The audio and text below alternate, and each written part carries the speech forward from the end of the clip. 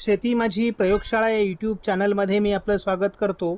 या चॅनलवर आपण नवीन असाल तर या चॅनलला सबस्क्राईब करा. या चॅनलचे नवनवीन व्हिडिओ पाहण्यासाठी बेल आयकॉन नक्की दाबा. आपणास व्हिडिओ आवडल्यास लाईक आणि शेअर अवश्य करा. नमस्कार, मी डॉक्टर मच्छिंद्र बांगर. महाराष्ट्रातील आणि देशातील हवामान परिस्थिती संदर्भात ताजा अंदाज देणारे आपण बघतो. एकापाठी एक WD उत्तर भारताच्या दिशेने सरकण्याची शक्यता आहे. बंगालच्या उपसागरात आणि अरबी समुद्राच्या दक्षिण टोकाला बाष्प जमा होऊ लागल्यामुळे वातावरणात बदल होण्याची शक्यता आहे. या पार्श्वभूमीवर हवामानात काय बदल होत आहेत हे आपण या व्हिडिओच्या माध्यमातून बघणार आहोत. आपण बघतो की या ठिकाणी उत्तर भारतामध्ये हलका WD आहे.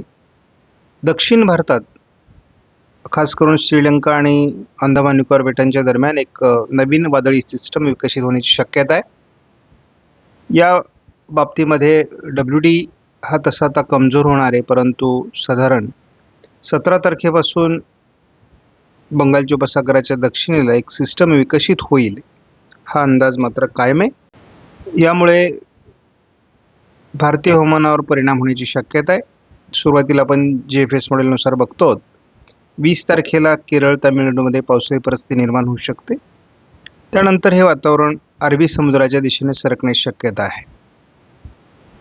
त्यामुळे सध्या भारतीय भूभागावर याचा फार मोठा परिणाम होईल असं काही दाखवण्यात आलेलं नाही. महाराष्ट्रातील तापमान आता वाढू लागलं आहे. सकाळच्या तापमानात देखील वाढ होते. साधारण 16 अंश ते 18 अंश, काही ठिकाणी 20 अंशापर्यंत तापमान वाढू लागलं आहे. पण बघतो की या तापमानामध्ये प्रत्येक दिवशी बदल होत जाणार आहे.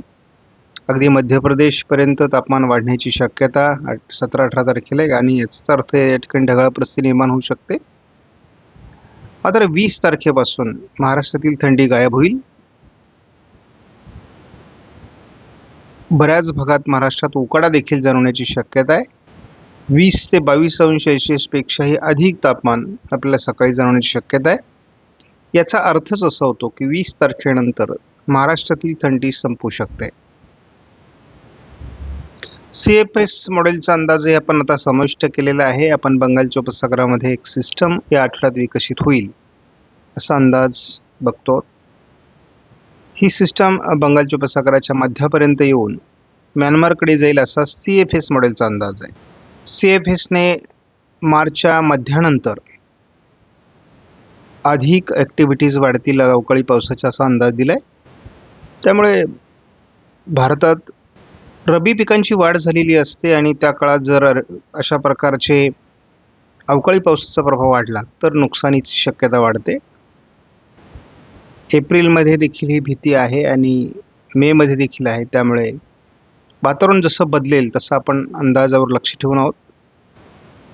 SIPS मॉडेलने एप्रिल-मेमध्ये दिलेला अंदाज कायम ठेवला आहे. NMME मॉडेलने देखील मेमध्ये पावसाचा अंदाज दिला आहे. आपण जर सुरुवातीला ECMWF मॉडेलचा बेसिक अंदाज बघितला तर आपल्या लक्षात येईल की बंगालच्या उपसागरामध्ये एक सिस्टम विकसित होणार. केरळ, तामिळनाडू, आंध्र प्रदेशच्या काही भागात, रायलसीमाच्या काही भागामध्ये त्याचा प्रभाव पडणार आहे. शिवाय त्याचबरोबर ओरिसा आणि तेलंगणामध्ये देखील वादळी परिस्थिती निर्माण होऊ शकते. महाराष्ट्रावर त्याचा फार परिणाम सध्या तरी 28 तारखेपर्यंत म्हणजे संपूर्ण फेब्रुवारी दाखवण्यात आलेला नाही. आपण जेव्हा 28 तारखेपर्यंत हाच अंदाज GFS मॉडेलने बघतो तेव्हा मात्र विदर्भात थोडी ढगाळ परिस्थिती, वातावरण खराब होण्याची शक्यता कायम ठेवली आहे. EIFS मॉडेलने मात्र विदर्भ मराठवाड्यात पावसाचा अंदाज या शेवटच्या आठवड्यामध्ये कायम ठेवला आहे. आपण या ठिकाणी ECMWF मॉडेलनुसार बघतो की थोडं विदर्भाच्या दिशेने वातावरण बनू शकतं. केरळ, तामिळनाडूमध्येच या वातावरणाचा प्रभाव पडण्याची शक्यता आहे. आपण सुरुवातीला या कमी दाबाचं जे वातावरण आहे ते कशा पद्धतीने बदलतं आहे यावर लक्ष देऊयात. 21 तारखेला साधारणपणे तामिळनाडू, केरळवर याचा परिणाम होण्याची शक्यता आहे. मात्र नंतर 23 तारखेला हे पुन्हा बंगालच्या उपसागरात अंतर्गत भागात सरकण्याची शक्यता आहे. 24ला हे बंगालच्या उपसागराच्या मध्यात जाईल असा ECMWF मॉडेलचा अंदाज आहे. त्यानंतर ते अगदी म्यानमारच्या दिशेने सरकून जाईल आणि मग त्याचा प्रभाव कमी होईल असा अंदाज आहे. मात्र दरम्यानच्या काळात थोडं ओरिसा तेलंगणापर्यंत पावसाळी वातावरण तयार होईल. दरम्यान विदर्भाच्या काही भागामध्ये किंवा मराठवाड्याच्या पूर्व भागामध्ये हलक्या पावसाचा प्रभाव निर्माण होऊ शकतो असा एक प्राथमिक अंदाज आहे. या पलीकडे या सिस्टमचा प्रभाव महाराष्ट्रात पडणार नाही. मात्र हा आत्ताचा अंदाज आहे. महाराष्ट्रात 17 तारखेपासून वातावरण बदलेल. 17-18 तारखेला मोठ्या प्रमाणात ढगाळ परिस्थिती महाराष्ट्रामध्ये असणार आहे. एखाद दुसऱ्या ठिकाणी शिडकावा देखील दरम्यानच्या काळात होऊ शकतो.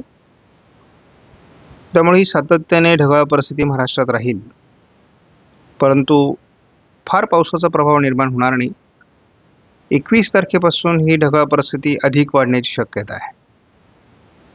त्या पार्श्वभूमीवर शेतकऱ्यांनी थोडी काळजी घेणं गरजेचं आहे, कारण बुरशीजन्य रोग पिकांवर पुन्हा वाढण्याची शक्यता आहे. पीक वाढीच्या स्थितीमध्ये आहे.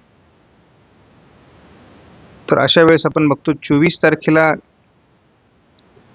थोडं चंद्रपूर, नांदेड, लातूरच्या पूर्व भागामध्ये वातावरण बदलण्याची प्राथमिक शक्यता आहे. परंतु विशेष पावसाळी वातावरण महाराष्ट्रात तयार होईल असा काही अंदाज नाही आहे. कारण यापूर्वी आपल्याला महाराष्ट्रात पाऊस होईल अशा प्रकारचा मॉडेलने अंदाज दिला होता. 26 तारखेला देखील चंद्रपूर आणि गडचिरोलीच्या दरम्यान थोडं वातावरण निर्माण होण्याचा प्राथमिक अंदाज आहे. या अंदाजावर आपण दररोजच्या अपडेटमध्ये बघणार आहोत. परंतु अंदाज जसा पुढे पुढे सरकतो तसं आपल्याला लक्षात आलं आहे की हा अंदाज बदलतो. त्यामुळे आपण या अंदाजाची दररोज अपडेट घेत असतो.